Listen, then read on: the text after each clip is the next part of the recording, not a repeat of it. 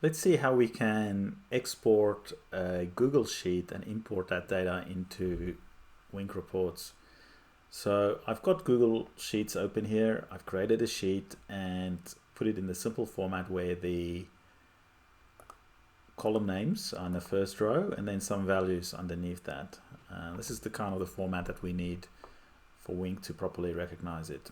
Now we have to share that. So what you do is you go to publish to the web, and we want to select a link, and we say we want to export or publish it as an Excel file.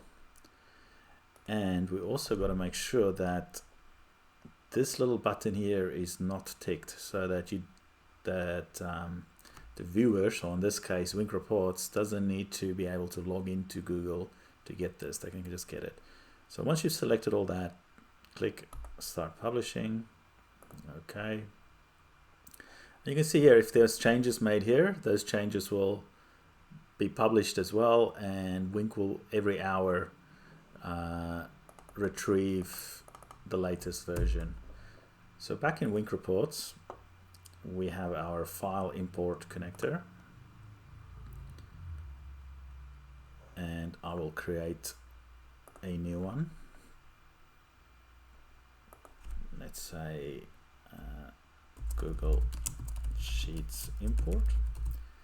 Now usually you select a file here to upload, but in our case we're going to just paste this URL that we have into the line, and we're going to click Save. And there we go, it's here. So if I go into that, I can see all the rows that I had, and this will update every hour, and this will now be available as a data source for you to use in your reports.